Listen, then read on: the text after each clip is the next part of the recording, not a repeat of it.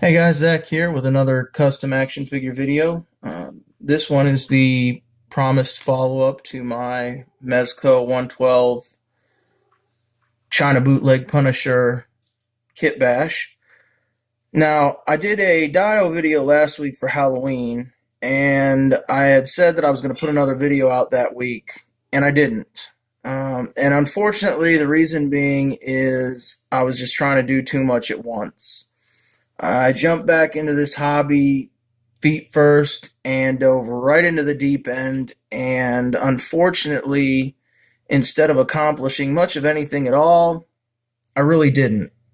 So the first bit of advice that I want to start off to anybody watching this video with is focus on one thing at a time. That's what I've learned from this. Now, I've got a lot accomplished this week. However, I'm still not as far along as I think I would be had I just focused on one thing at a time. Now, this right here is my custom Mezco 112 action figure. And while it's not completely finished, it's finished enough so that I can take him out with my Judge Dredd Cursed Earth Edition previous exclusive, and we can bring Law to the Lawless in the wastelands and settlements around Texas City. Now, I'll get to that in just a minute. I had stated that I'd have a dio ready, and I was going to try and use the dio to showcase the figure in as a backdrop. That didn't happen because, again, I was also trying to complete these two figures over here in the background at the same time.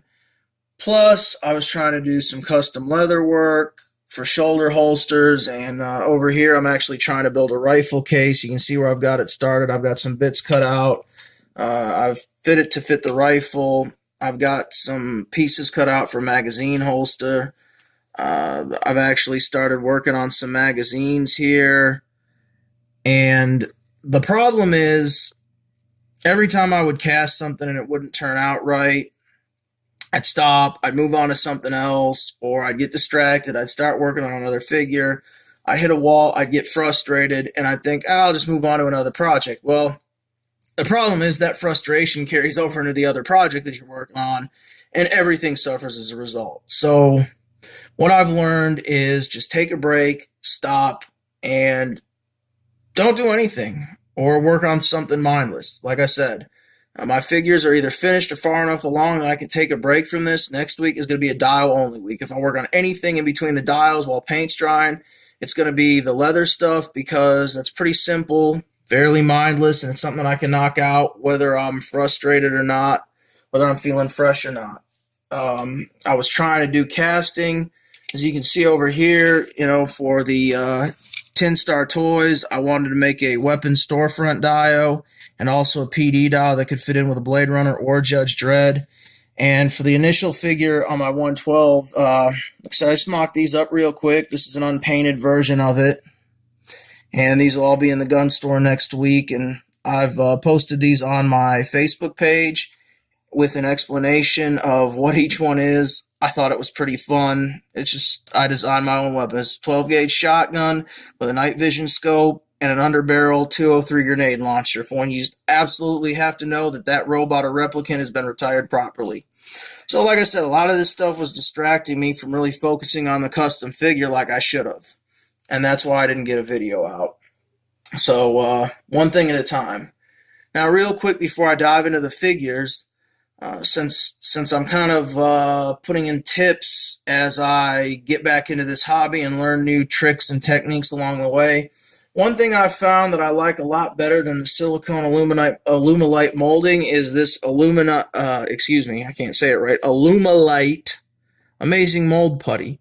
Now, it's just two pieces of putty that you need together. I've actually run completely out of it, and I've got all my casting stuff put up in the other room.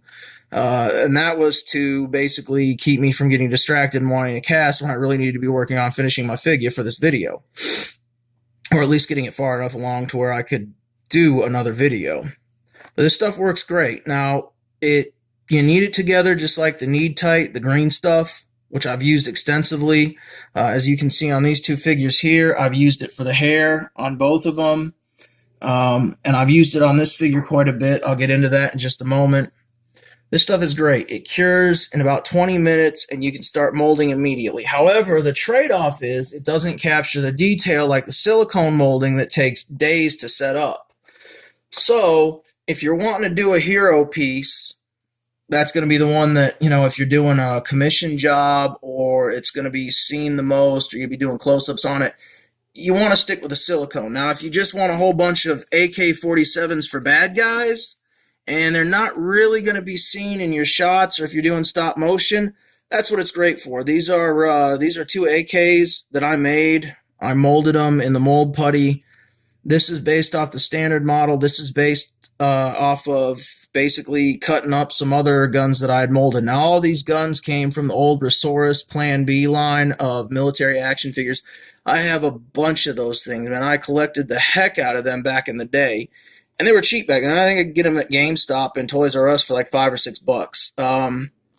And the AK, I have some RPGs, some Scorpion submachine guns. Those came from the Resource line of that movie Virus, that horror movie that came out. I think Kiefer Sutherland's dad, Donald Sutherland, was in it. I believe one of the Baldwin brothers was in it. Like, I think it was Steven, or one of the really odd Baldwin brothers that you don't ever see. Yeah, I'm pretty sure it was Steven. And it came out in the 90s, late 90s, I believe. Anyway, not a great movie. Kind of fun, but not a great movie. But the action figure line had some really awesome guns. And again, those things went on clearance at KB Toys before they went out of business for like, I think $1.50, $2 a pop, and I bought a bunch of them.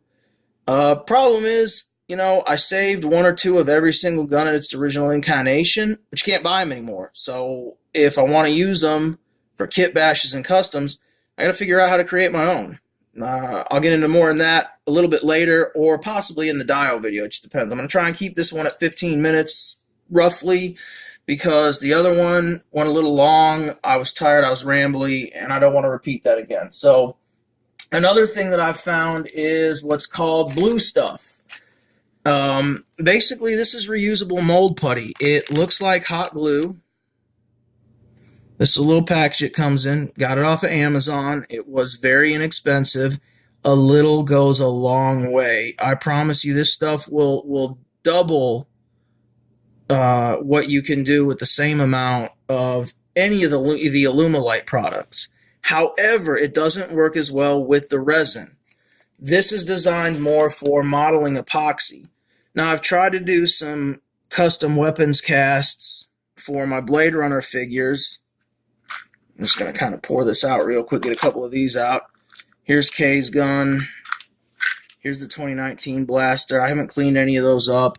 I'm not real happy with how they turned out. There's some seam lines, and again, guys, a lot of this comes from the fact that I'm trying to bounce around and do too much at once. So if anything, pick one thing, pick a project, focus on it, get it done, move on to something else. Now, if you need to cross over different things for what you're doing, that's fine, but make notes. I've actually got notes here sitting off to the side where you can't see them about what I want to cover in the video, and that way I don't forget and I keep myself on track. If you're like me, when I was a kid, I actually was diagnosed with the ADHD. I've outgrown a lot of it, but my wife says I probably still have ADD, and you know what? That's probably quite true. So, I did have some success, though. I finally finished my Arkham Knights Commissioner Gordon figure. It's a custom cop version of me. Got the tattoos here, all drawn on nice. You can kind of zoom out and see. Got my tattoos drawn on my arms. I got these sweet leather shoulder holsters done. All of the steps that I used to create these, some pictures of me creating them, what I used, all that stuff's posted up on my Facebook page, Tin Star Toys, along with some extra photos. Here's a handcuff holder. I've heard a lot of the guys that I watch on the Dio videos, especially I'll figure something out going to Hobby Lobby or wishing he had a Hobby Lobby. We have those in Texas. I can't find crap there. It's sad. I used to love that place, but lately it's been frustrating me.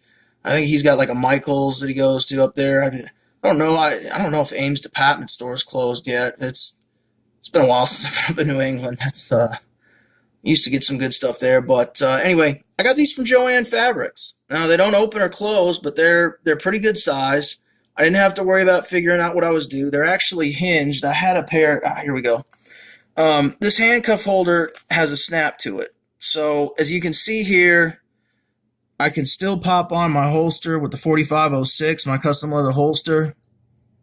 This will unsnap. I may have to get an X-Acto knife to unsnap it, so I'm just not going to do that. But it will actually unsnap and allow me to take the handcuffs off the figure. They're not stuck in place. And again, you know, this isn't a toy for a little kid. It's something that I may be able to have fun with, pose, take some cool action figure shots with. So, you know, that's the trade-off. If you got to take the snap off with a little X-Acto blade or a little shim or something like that, tweezers, so you don't break it. If it does break, just glue it back on with some handy-dandy Loctite super glue. I've fixed so many toys this way over the years. If there was a degree in toy medicine, I would be a medical toy doctor by now. Also, on the back of the shoulder holsters here, I put a snap because the figure's not articulated enough for me to get the dual shoulder holster on without having to make it so loose that it won't hang properly. But it doesn't really interfere with the figure, and you can still get some good shots in with the shoulder holsters on without that being an eyesore. Rounded it out with a custom mag light because I still use an old school mag light. Basically, I just took a piece of plastic and I had an old scope, and if you shine light off of that, you can actually get a nice little flashlight effect. That's actually clear plastic that's been molded in there. I don't know where that came from, but it was great. And I made myself a report with a case number because that's what I do a lot of, writing reports. For every 10-minute segment you guys see on cops, that's at least a 1 to 2 hour long report. So no law enforcement action figure, including myself, would be complete without a report. And then, of course, my SH Fig Arts. I've drawn on the face, I've painted on the hair, and he's done. So, that being said, not only did I try and do too much this week, which stalled my main focus, which is the Mezco 112, it also is going to make this video run a little bit longer than I wanted to, but I appreciate you guys bearing with me. So this gun right here is just a Japanese model gun. I don't know if it goes to a Gundam or what. I think it's Bandai that makes it, or a Bandai subsidiary. I think it's real cool. The pump works. The magazine comes out. You can swap out the scope the reflex sight for a scope. You got a telescoping stock, or you can put a fixed stock on it. I had a bunch of these. They were off of Amazon for like $5 a pack. The shotgun came as one pack. There's the scope for it. These guns came, a little M4 looking gun, AK. They're like $5 a piece. Real cool. The trench coat is from an old Hellboy figure, one of the Mezco Hellboys from the animated series. I don't know where I got it from. I actually have the Hellboy without the trench coat open, and I have the Hellboy with the trench coat in the box. So I picked this up somewhere along the line. I don't know. It just looked really cool, and it worked with the figure. Now, this gas mask is actually from an Ashley Wood 3A 1/6 scale figure. I just shaved it off of the head, and the shaved head was laying around somewhere. I was going to show you that, but oh well. Have no idea what figure it was. I ordered some Ashley Wood parts. I didn't realize that they were not 1/12 scale. They were 1/6 scale. They did not say what scale they were in the item description. However, they were listed under the 1/12 scale because I specifically searched for 1/12 scale. I put a little snap on the side of the mask. Now, yes, I did have to use the X-Acto knife to remove that, but again, that's okay. I mean, it's not something I'm giving my kids to play with. So the gas mask actually comes off. The straps are made of faux leather. It's got a little snap there on the side. And I guess technically it's a field protective mask because it doesn't have a self-contained breathing apparatus. These are old World War I, World War II style air filters. But it's really cool. It gives the figure a nice, cool steampunk look. I mean, he's ready for any kind of Shadowrun, Blade Runner, Judge Dredd, especially Cursed Earth. So I'm going to take this off. Okay, that's my little outer apparatus for the figure. The hoodie is a test hoodie that a dear friend of mine was gracious enough to create for me so I could have some clothes so my figure isn't naked. And again, The hoodie was too big. She was worried that it was going to be messed up. But as Bob Ross said, there's no such thing as mistakes, just happy accidents. Now, the hoodie really only goes on and off very well with the gun hands or the closed fist hands. I have the open choking hand to hold the gun. And where I have not finished the figure up is the tattoos. I have several tattoos covering my chest and back, and since you'll actually be able to see them in the figure, haven't gotten those done yet. I have my Marine Corps tattoo on my chest drawn in. I have my right arm drawn in, two of my favorite sayings, Civis Pacem Parabellum, and the other one, my wife is behind the camera. She speaks better Latin than I do. I'll just let her say it because I screw it up every time.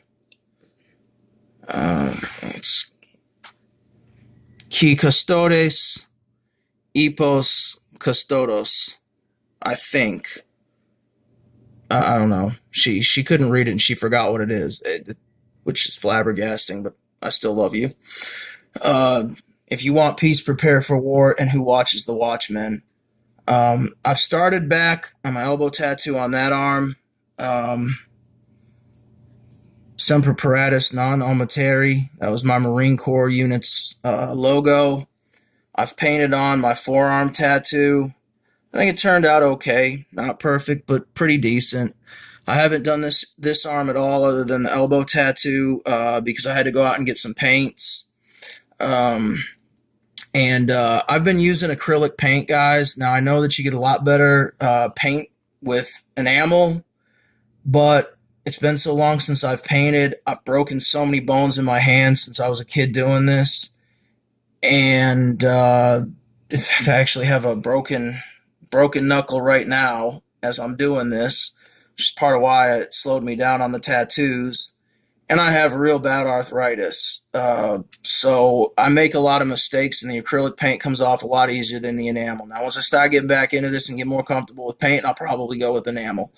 Now, this is a custom deputy badge that I've made for the Judge Dredd universe. A lot of people don't know that in the Dredd universe, there are sheriffs out in the cursed earth and the wastelands, especially around Texas City.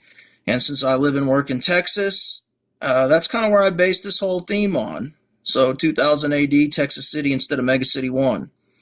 I'm not really happy with how the badge holder came out, but that's something I can redo later on because I can take the badge out of the badge holder without messing it up. And ththose are just some bits and pieces that I had laying over from some Warhammer 40K figures back when I used to do that. And I think it was a Burger King toy or something. Anyway, I used the green stuff to sculpt the hair. I used the Commander Rogers head that I'd cast last video. I used the green stuff to sculpt on the goatee and the hair. I applied some paint on it. These pants are actually 1/6 scale Ashley Wood pants. I'm not trying to be lewd with this, but I wanted to show you something else. I also used the green stuff to I used the green stuff to cast on my stomach.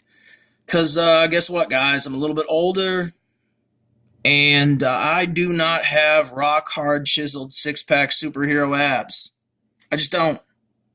I know it may seem silly, but screw it, man. Embrace it. So I covered those abs up, gave myself a little bit of a paunch, which is much more realistic.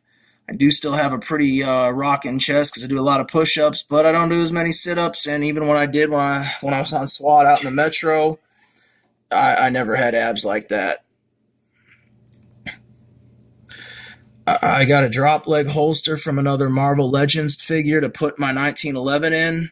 Now, I don't know what figure it came off of. I was watching another Mezco Punisher review, and the kid doing the review had that idea. I wish I could give him credit, but I can't. I had problems with the magazines falling out of the Chinese version. They fall out of the Mezco non-knockoff version pretty bad too, but they were worse in the Chinese version, so I just dabbed on just a touch of some Loctite. Didn't really ruin the magazine. It filled it out just enough. Now it sticks in there pretty nicely. and I don't have to worry about it coming out.